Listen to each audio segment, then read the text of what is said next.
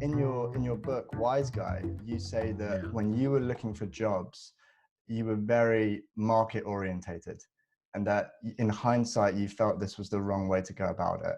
You know, what does that mean, and why was that the wrong way to approach it?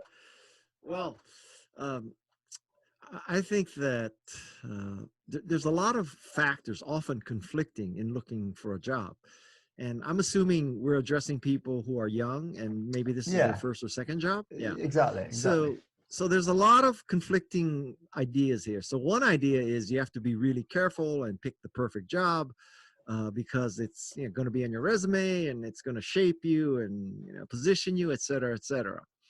So you just aggravate about finding that perfect job with the perfect title, not too low, et cetera, et cetera. I would make the case that in your generation, you're probably going to have 10 jobs over your career. So it's not like in my generation or even previous to my generation, you really had to pick the perfect job because you're going to be at that company for 20, 30, 40 years. So if you screwed up early, you really messed up. But now, I mean, you're going to work for Wagamama for a year, and then you're going to work for, I don't know, what's the online betting thing in London? Ladbrokes, maybe. Yeah, No? you're Yeah, going to pick work that for them one. for a year, and then you're going to work for Goldman Sachs for a year, and you're going to work for Accenture for a year, and then, you won't even remember your first job. So that's number one. Number two, there's a theory that when you listen to very successful people, they come into a school or whatever, and they tell you, pursue your passions, do what you Yes, love, and the money will yes, come. yes. And then you say to them, okay, so you're telling me to do what you love, the money will come, but you made your money in coal mining, or you made your money making ball bearings, or you made your money, I don't know, uh, mining granite. So was that your passion? Did you get up every morning thinking, man, I love granite, I just want to pull granite out of the ground? And the obvious answer to that is, of course, no. So I just interviewed Scott Galloway on my podcast, and he has a different theory. His theory is, find something that you do very well, pay the price, grind it out, and become very good at it. And I think that Oh, is a much better career path than saying, oh, so at one extreme, you're reading Verve and you're reading The Economist and you're reading, everything, TechCrunch and CNET, and you're saying, okay, so everybody's talking about, I don't know, cybersecurity. So I'm going to go into cybersecurity. So that's at one extreme, truly marketing driven. The other extreme is, oh, I love, playing the violin. So I'm going to be a professional violinist. That's the other extreme. You're pursuing your passions. What Scott says and what I would tell you is, if find something you're good at and just pay the price. And I also believe, contrary to what most people will tell you, that the opposite of pursuing your passion and the money will come, I think in the real world, it works often in the opposite way. So here's an example. Now, let's say you're a programmer and you go to work for a company that sells dog food online, okay? But you don't really like dogs, you don't like cats, you don't like pets. You're just a programmer, and they happen to have dogfood.com as advertising for PHP programmers, and you got the job. So now you're at dog food online, and you're optimizing websites or pages or email or whatever, data, whatever, and you're optimizing for dog food sales. And then lo and behold, one day you wake up and, oh my God, your options, because dogfood.com is doing so well. You're selling, 5 million pounds of dog food per day around the world. The market cap of dogfood.com is now $20 billion. And, you got in early, so you own 1%. And now, you're worth, I don't know, 200 million, $300 million because of dog food. I will tell you that in that scenario, you will love dog food. You'll say, man, I was born to market and optimize dog food. I love writing PHP programs for dog food. I love dogs. I love dog collars. I love dog leashes. I love dog bowls. I love dry food. I love wet food. I love dogs. I am passionate about dogs. Trust me, that'll happen. see, this is super interesting because we actually called the show "Build Your Superpower" rather than "Find Your Superpower," based Yeah. on this kind of idea. There's this thing that, We're in sync. We are absolutely in sync. Yeah. so here's an interesting thought then. You come, your pedigree, your origination is from the Mm-hmm. Steve Jobs school of life for a lot of things. And yet Mm-hmm. he is the godfather of, um, listen to your heart and intuition. They already know what you want to become. Don't stop till you find that perfect match. And what do we Well, what do you say? What do we say? so- well, some of that is just pure California bullshit. Um, and you know what? I mean, Steve Jobs was one in a billion. I mean, how many Mm, Steve Jobs has there been in history? So, maybe there was Steve Jobs, Richard Branson, Thomas Edison, maybe Elon Musk. So there, four, five, I'll call it 10. So there'll be 10 people in history like that. So I would caution anyone to say, okay, so Steve Jobs did this and I'm going to do this and I'm going to be like Steve Jobs. Probably not. And so, yeah, I mean, I that's the danger in business and management books is that mm. it's not scientific. There's no hypothesis. There's no objectivity. There's no controlling for variables. It's not like you took two people equally qualified in the same industry, same conditions. One was Steve Jobs and one was Joe Blow. Come to find out, Steve Jobs succeeded, Joe Blow failed.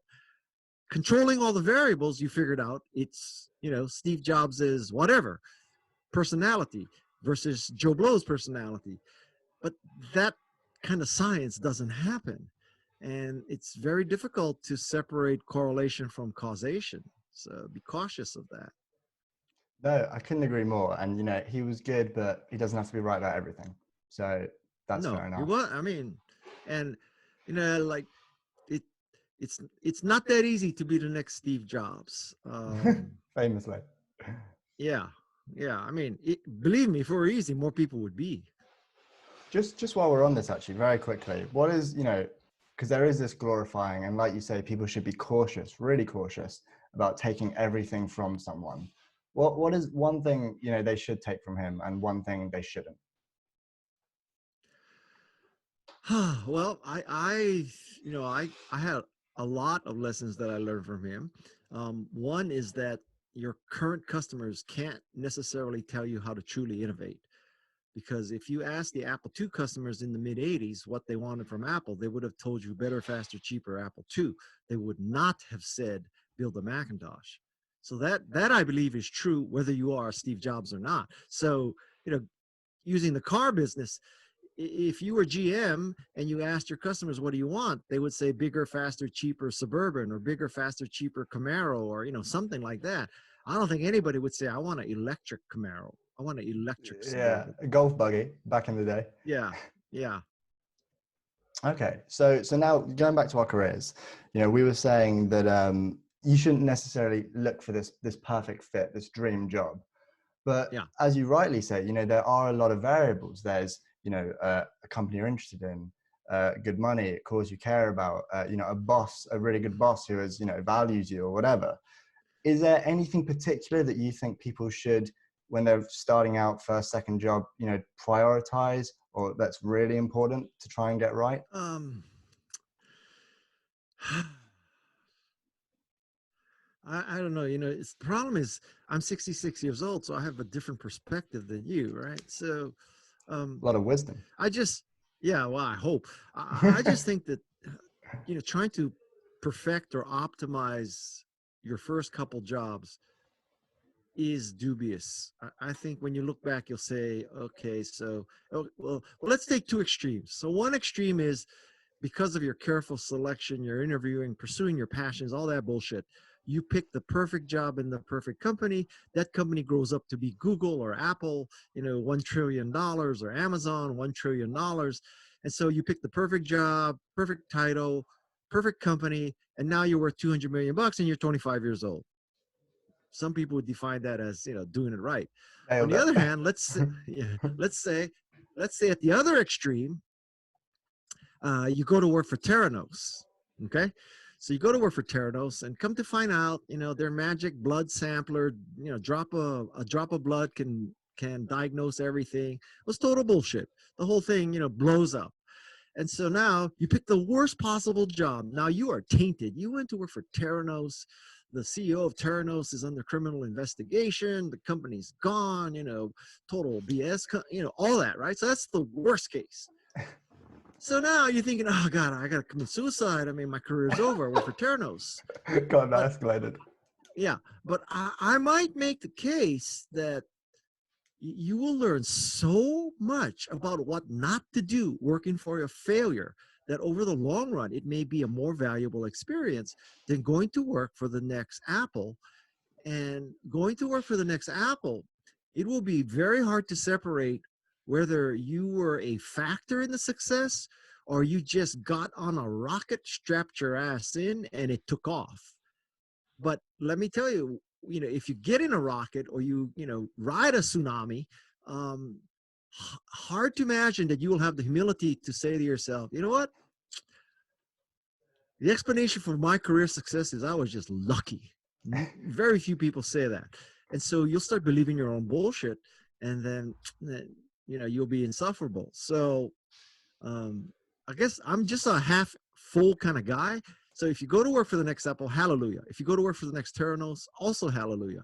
You'll learn so much. And now let's suppose that God helped you. You get a job interview, right? And you're in the interview, and this recruiter says, what did you learn at Theranos? Which is a nice way of saying, why the hell should we hire someone who worked for Theranos, which is totally blew up and, under criminal investigation? And yeah, you have to prepare an answer. You said, listen, I learned so much at Theranos. I learned what not to do. I learned, that you have to question everything. I learned to be skeptical. I learned to be honest. I learned that the truth always comes out. I learned that, you cannot fake it till you make it. You better make it first. So I would think that an interviewer would say, well, this kid has learned a lot of valuable life lessons from a dark situation.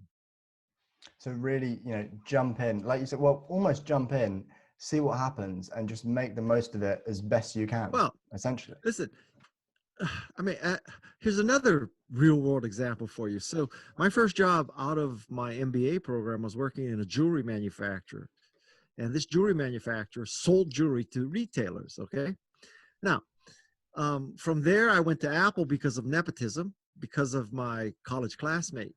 So I don't think you could make the case that, Guy, you are so smart, right? So you got your MBA in marketing, then you went to work for a small family-owned jewelry manufacturer, and then you went to Apple.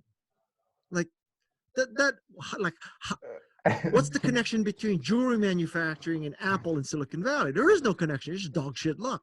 So now, having said that, I will tell you that in the jewelry business, in the job that I was in, it was hand-to-hand combat selling jewelry to retailers. It's a very tough business. It's not like you're just optimizing the homepage. Should this, area of the homepage be blue or yellow? Let's do A/B testing. Okay, this was hand-to-hand combat. And so I look back and I say, you know what? I learned so much about selling in my first 4 years at a jewelry manufacturer that applied to the rest of my career. Thank God I went into the jewelry business before I went into tech business. But, I don't think most people would say, okay, so you want to be successful in tech? Go to jewelry. You see, this does prove that you're not some obnoxious monster, because the alternate spin, definitely, it could be, well, I knew tech was all about beautiful design, so I was like, it's got to be beautiful, so I'll go into jewelry first. I like that. I never thought of that. Maybe of course. I learned about user interface in jewelry. I like that. Maybe I'll reinvent my past. 16th book, here it comes. I'm not lucky. I'm a genius, Guy Kawasaki. Yeah, right. Do what I did, not what I didn't do. Right. So it's kind of like your VC way of thinking. Actually, I've heard one of the really interesting things you were saying was you can go up to a VC, a successful one, where they've had this brilliant moonshot startup, and they'll be like, I knew that was, and you rightly say, well, what about the other 23? And it's a bit like that Right. with jobs, isn't it? You could, if you say, "Oh, I knew," yeah, I can see Yeah. yeah, very much so. Well, I mean, as you say, so whether you're making an investment in your career or an investment in a company, Ooh. at the moment you squeeze the trigger, very few people are saying to themselves, I know this company is the loser, but I'm still going to do it. Right at the moment, it's like falling in love. I mean, at the moment someone proposes to a man or a woman, they're not thinking, I know I'm going to end up in divorce, but I'm going to do this anyway. Right. So at that moment, you always think this is the right decision. And it's only after that you realize it was the wrong decision. So hopefully part of growing up is you learn to recognize wrong decisions in advance.